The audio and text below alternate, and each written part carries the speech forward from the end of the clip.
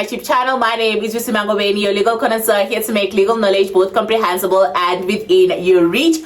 I am popularly known as Becoming Advocate Ngobeni on all my social media platforms. That is soon going to be at Advocate Ngobeni because we are counting down to my admission day. So if you do not want to miss any of that, please ensure that you follow me on my Instagram, and that is at Becoming Advocate Ngobeni.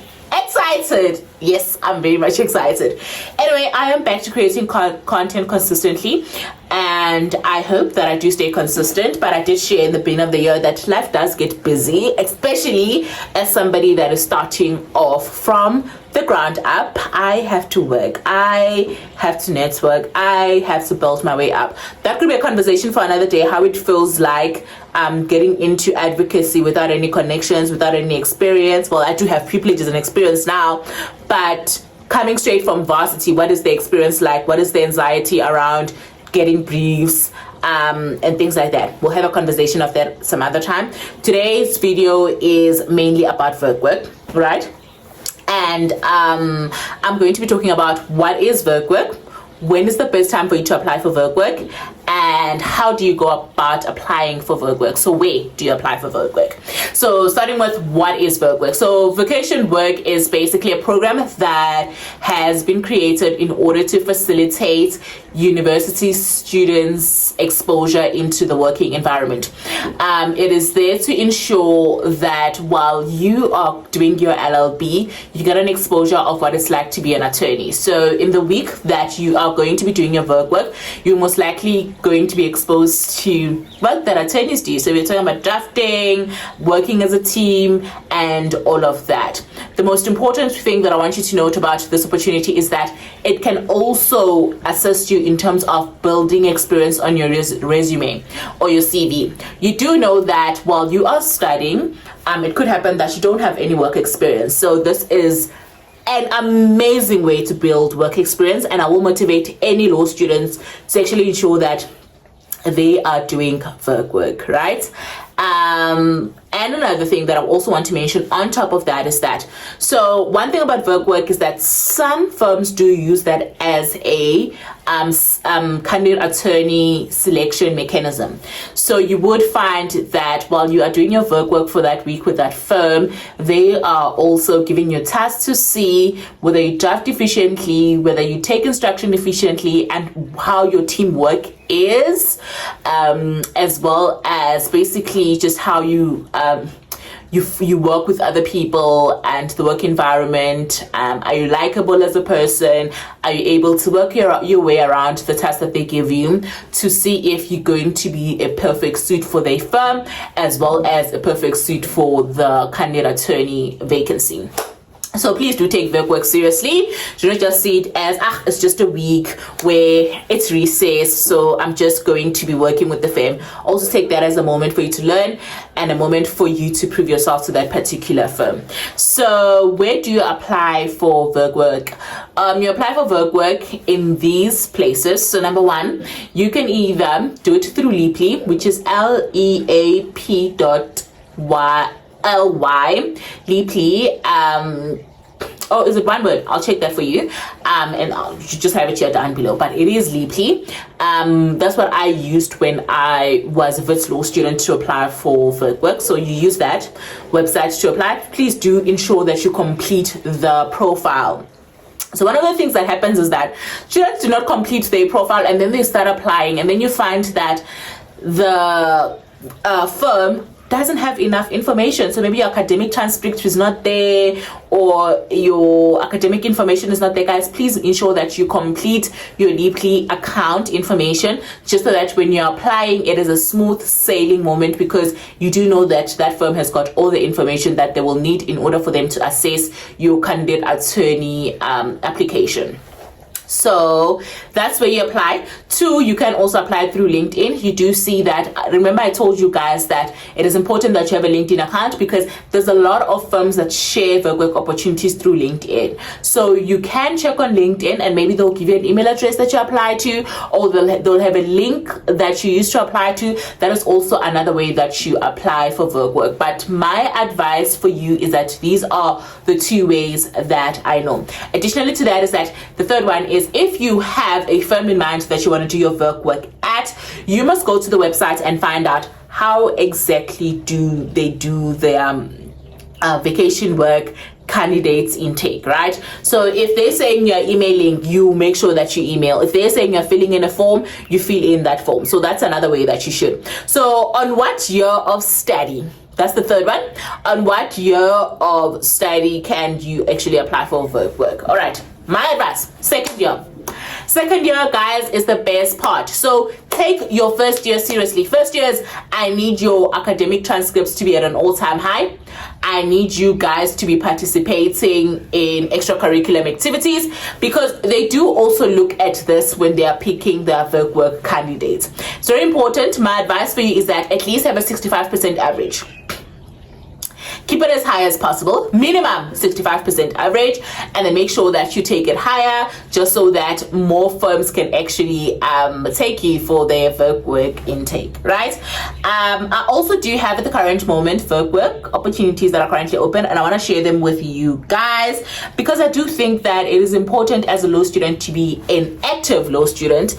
When I'm saying you can apply from what's the second year, I mean second year, third year, fourth year. So you should be applying for work if you have never done work. But I always say that as a law student, always plan for work. So in second year, at least work with one firm. Third year, work with another firm. Fourth year, work with another firm. Always ensure that you are doing something when schools are closed. It's recess, yes, but it could also additionally be a time for you to gain experience. To those that want to be advocates, you can also use that time to shadow an advocate and things like that. So I will make another video talking about that. How do you go about doing that?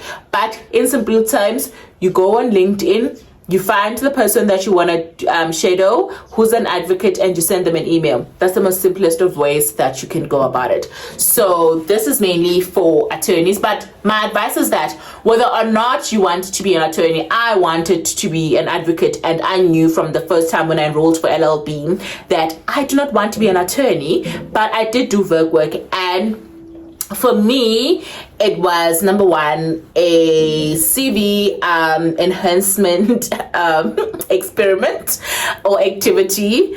But additionally to that, it was also just for me to see how firms work, just for me to know law and know where a matter starts, guys. It's so I even did it at a small law firm.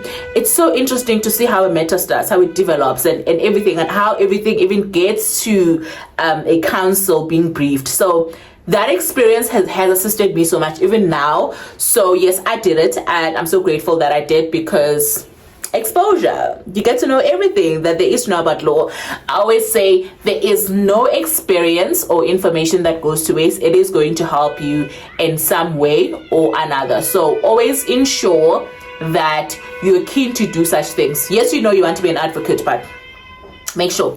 All right, let us not deviate. Let's start with the first opportunity. So we're going to start with Bowman's, right? So Bowman's has got a break winter program 2025. It closes on the 30th of April, guys. Please make sure that you apply as soon as possible. You can apply on Liply. Make sure. I am there right now. So all the information that you're getting, it's information that is vetted, and I have searched it, and I'm bringing it to you guys on a silver platter. So what I expect from you guys is for you guys to apply. So we've got Bowman's work that is closing on the 30th of April 2025.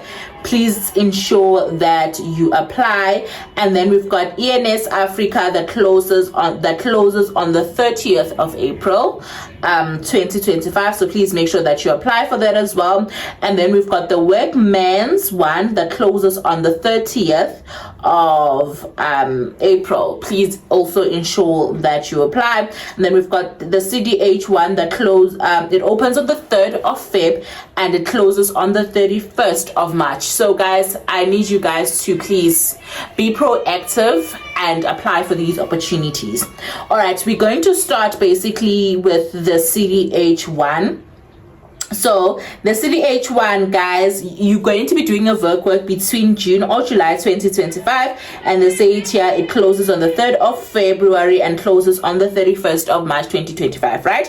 So this is the winter vacation program. They also have a summer vacation program whereby it is for November or June 2025, and that one opens on the 1st of August and closes on the 30th of September. So please make sure that you apply for these opportunity. Let's do the second one. I wonder who's happy about what, the noise. All right, we've got Workman's, right? And Workman's, it's a winter vacation program. So that one, the applications, so the winter vacation program closes on the 30th of April, like I said. All right, and then they also have a summer vacation program that basically opens in July and closes on the 30th of September. So guys, that one is very important. I do need you guys to always ensure that you do apply. Then the third one is EAS. EAS is open right now and is closing on the 30th of April.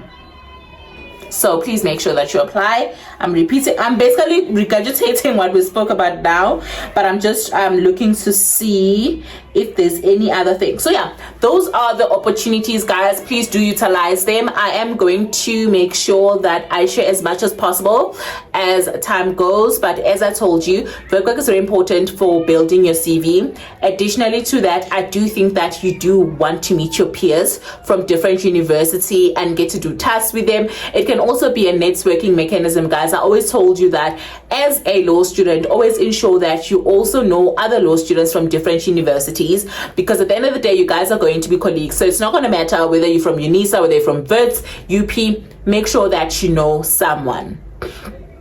It does go a long way, guys. It really does. It's you building a professional community of people that you can rely upon in a year or two times time. You are maybe going to need something from them, or they're going to need something from you. But I do think that it is very important that you build that community.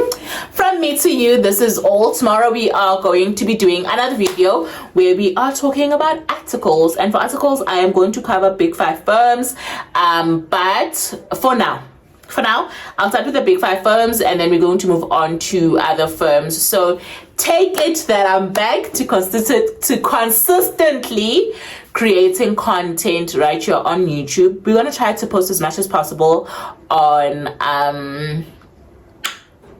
YouTube. Guys, please watch. The watch time is not so good. The watch time is not so good. I was looking at the watch time and I'm like, you guys don't watch these videos. I think you guys skip. Guys, please watch everything just so that we can get the 4,000 watch hours that is required. But thank you guys so much to everyone who has emailed me, to everyone who has DM'd me, to everyone who engages the content. It really does help. I do hope that this platform is not only a place where I get to speak and share my experiences about law, because I love law, but I also hope that it's a place where you guys get to get information and also share information with other people. So if you do know students who are studying law, tell them that this page is where they belong. See you guys in my next videos. Bye.